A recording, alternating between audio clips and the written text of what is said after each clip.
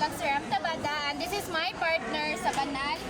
And this is, can you please introduce yourself to us? What's your name? I'm Jelal Freshpat and you can call me Mon. Okay, what course did you take? Bachelor of Physical Education. Okay, so here are the questions. First, what are your good habit listening?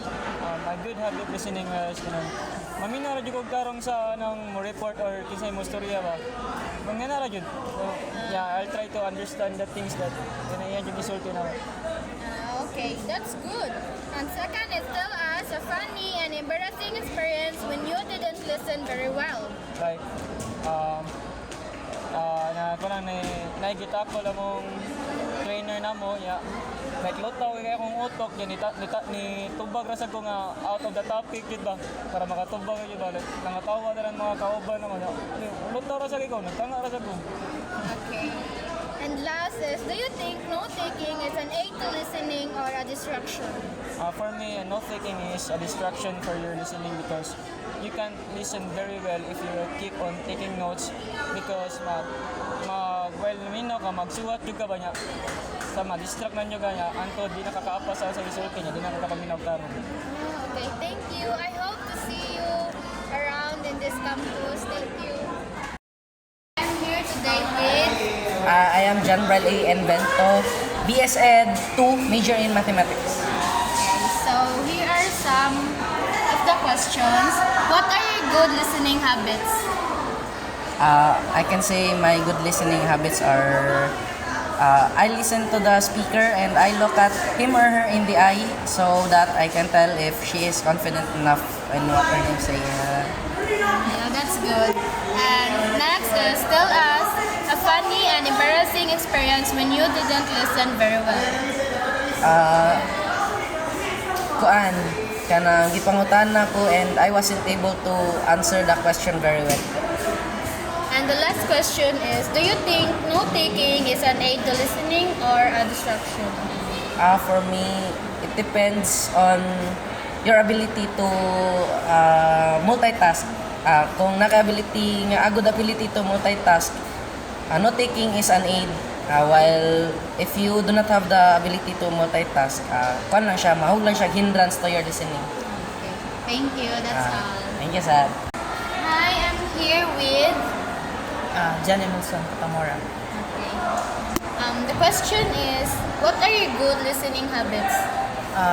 When I'm listening, I always do like active listening and note taking because active listening really helps a lot, especially in understanding during classes. Active listening is really important because when you listen, you understand, and there's almost no need for to study again since you listen to your teacher.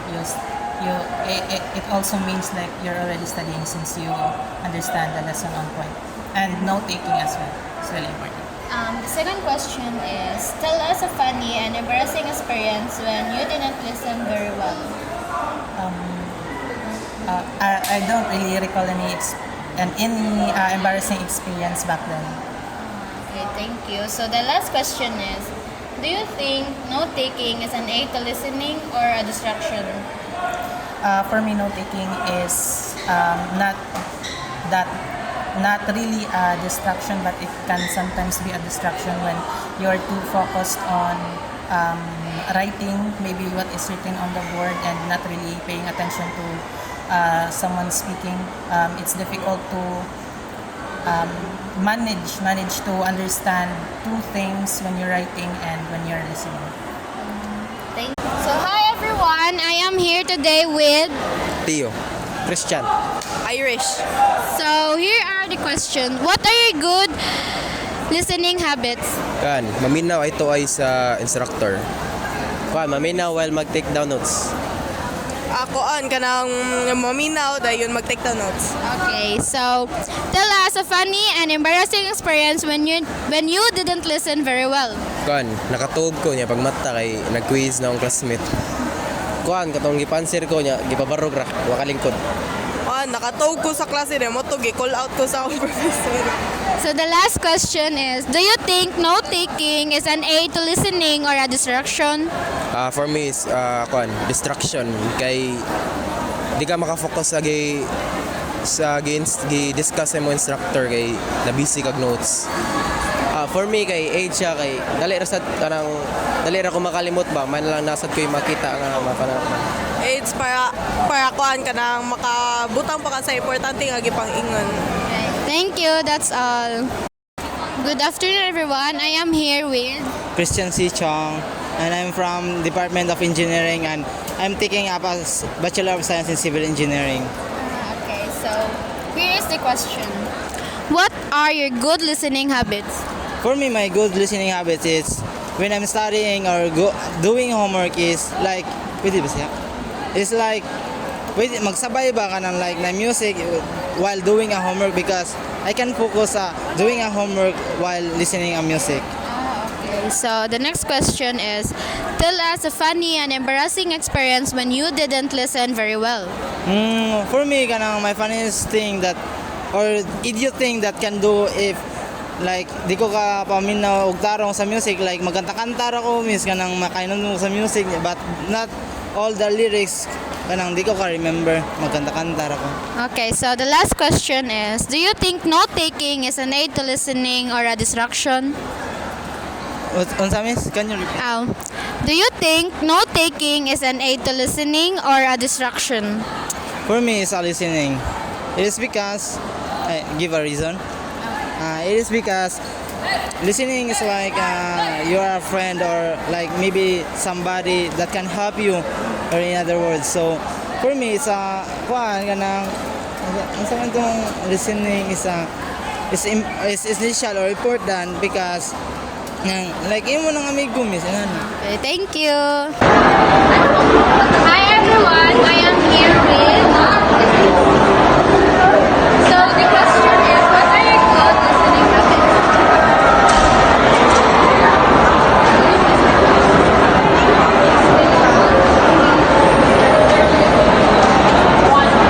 Okay, so the next question is, tell us a funny and embarrassing experience when you didn't listen very well.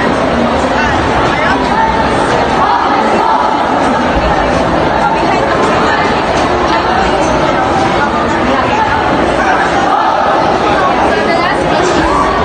Do you think note-taking is an aid to listening or a distraction?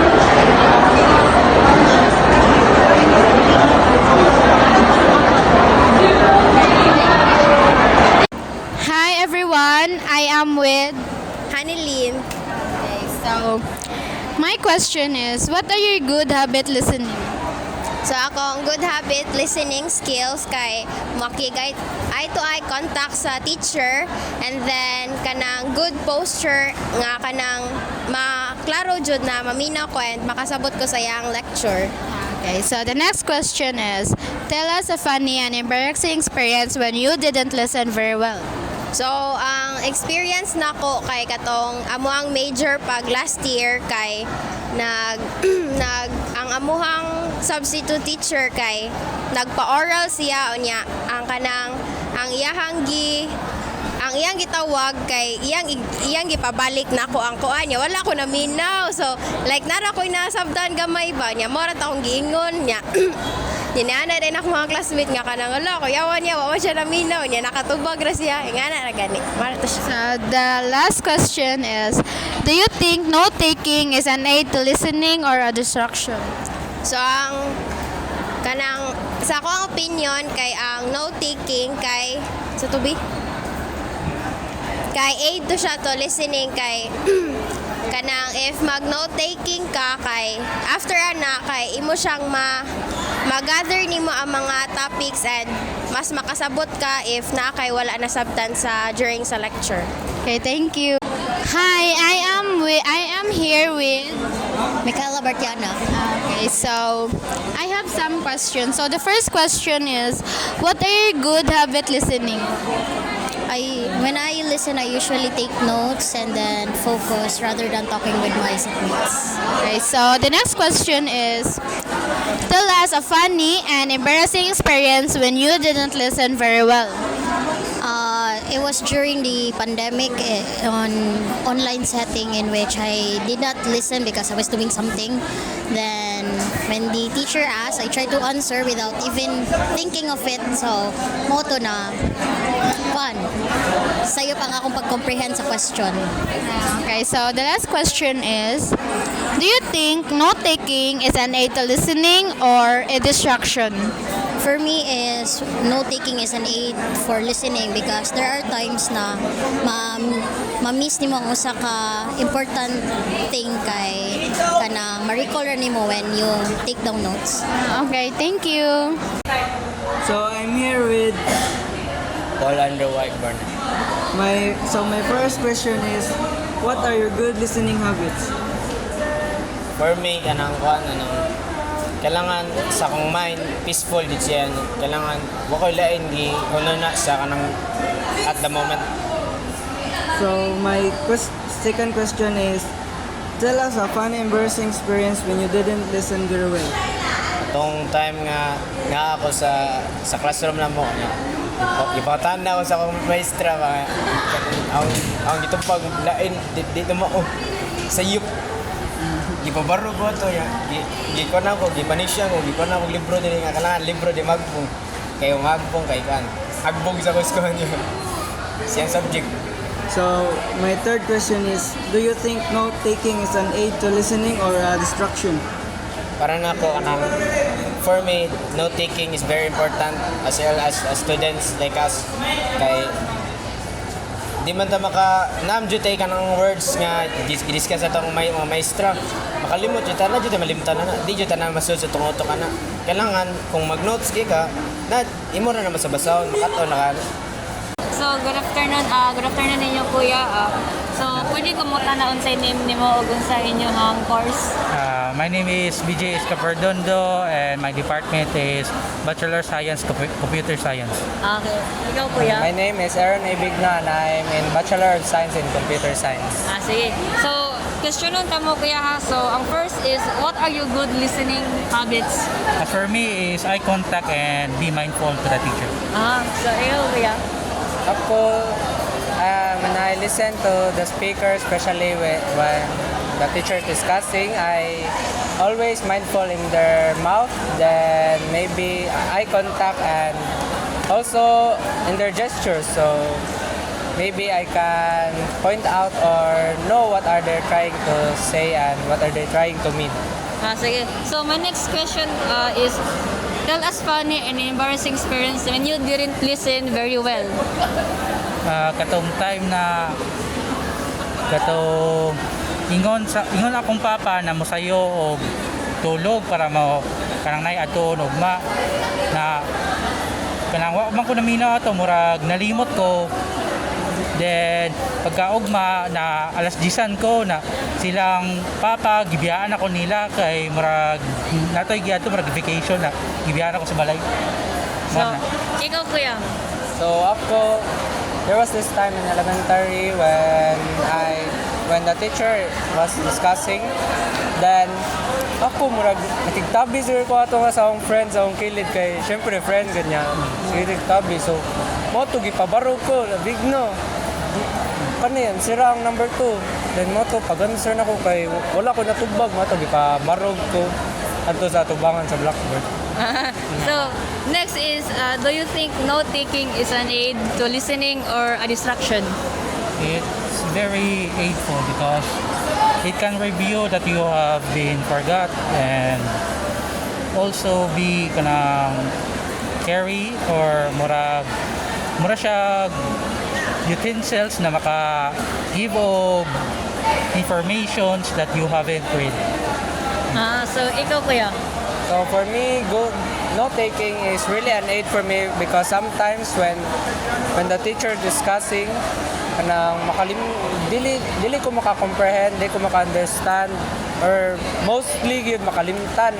Then in order for me to make up those things na wala na ko na nasabtan, so moto note-taking would really help me to review and to understand well what was discussed in the classroom. Sige, thank you kayo kuya sa iyong interview. So, hi everyone. I'm here with... John Luis Cortez. So, my first question is, what are your good listening habits? Music. My second question is, tell us a funny and embarrassing experience when you didn't listen very well. Balik lang. Tell us a funny and embarrassing experience when you didn't listen very well. Kuan nang ang tawagon dili makatubag din diretso nya. Oo na ka nga. Kay ginakabarog na ka. Noon.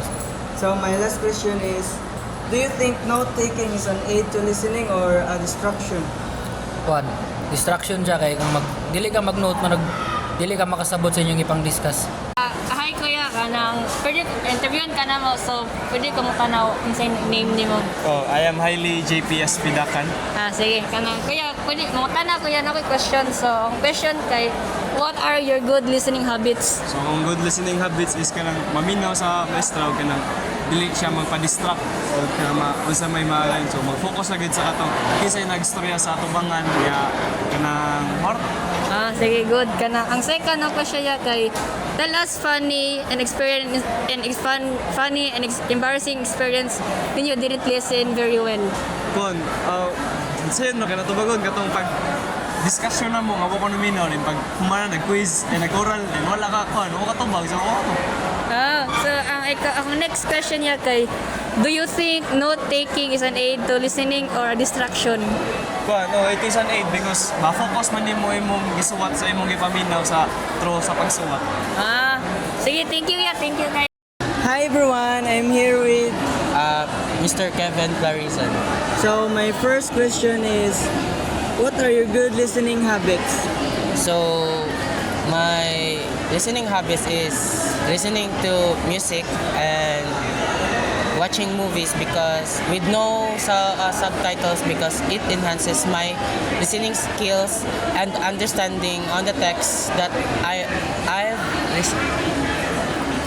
So my second question is, tell us a funny and embarrassing experience when you didn't listen very well. So there's a time at my work while I am playing and my boss is telling something and I didn't listen, causes me to do errors on my work, and it's kind of embarrassing because I didn't listen to my boss, and the details is very important, and my boss scolded me. So my last question is, do you think note-taking is an aid to listening or a distraction? Yes, note-taking is very essential when you are listening to an information because note-taking is part of listening. It determines if you are listening or not by taking notes because if you are listening, you can take notes and you can write it about on your paper what is the important information that you have heard. Hi guys, today I'm with Diana Gina and Sunurin. Sige. So, mawakan ako questions ni Montes. So, ang first kay, what are your good listening habits? Meron dyan na, para mamina kag tarong. So, magtarong kag lingkod. Mino kag, dapat di ka magpaabuan, distract sa iyong tapat. Nga naman. Good. So, the second kay, tell us funny and embarrassing experience when you didn't listen very well. Patakarag tabi, takarag pamina sa food. Na siya gitabi, takarag sabit, sabat, gani sabat. Ano siya? Gani. Ano yung ginagawa? So, ikatanong kay, do you think note-taking is an aid to listening or distraction? Para na ko kay dili kay mom lang akong binuhatan ko kay while mag-discuss ang may staff, mag-notating ko mas ana ko mas makasabot. Okay. Para na ko sa iyo. Okay, so thank you guys for the questions. Hi everyone, I am Anya Fletcher M. Tabada and this is my partner Texon. We are from Bias Cream Monby and we are going to interview Mias. Can you introduce yourself to us? Okay, so I'm Samantha and I'm from College of Teachers Education. So, what are your good listening habits? My good listening habits are giving response, like making that small sounds like oh, okay or right because ganang naa na siya daghan impact sa mga reporter nga naa sa front or sa teacher nga nag-discuss or whatever. Yes, that's true. And next is still as a funny and embarrassing experience when you didn't listen very well. My most embarrassing experience kay kanang naay nag-report sa front and kanang wala ko naminaw kay I was doing something good and at the answer report kanang they're given some questions and they call my name and wala ko nakatubag sa ilahang question kay wala lang kay busy mo ko sa gibuhat na info.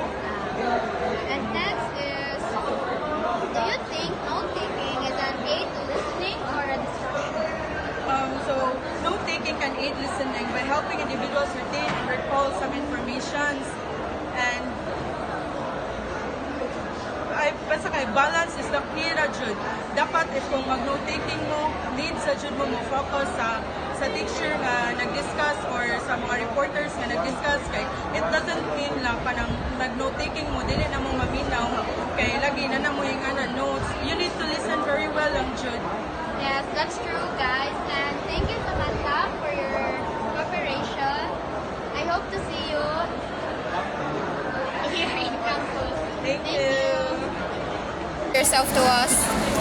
I am Alexis Razel from AB1 Pulsar. Okay, so the question is, what are your good listening habits? I can say my good listening habit is that I pay attentively, and if someone asks for a feedback or review, I would give them a feedback. So this question, so the second question is, tell us a funny and embarrassing experience when you didn't listen very well. Katong, pwede Bisaya? Katong kuan, nag-attendance me for our STS nyo. I was half asleep then. Yan na si sir na if present kay mo ingon og guwapa ko, then wala mo ko nakapaminaw og tarong sa kung gingon kay present yun, mapawas sila. Okay, so the last question is, do you think note-taking is an aid to listening or a distraction? 50-50. Kay kuan man, if you are note-taking while listening, kay ang thoughts nga imuhang madunggan, kay pwede man imong masuwat and it will stay with you, kay na kay mabasa nga na. But on the other hand, kay kuan siya, kanang distraction kay imbes na mag-focus ka og paminaw, kay ma-disrupt imuhang thoughts, kay tungod nagsulat ka. Okay, thank you.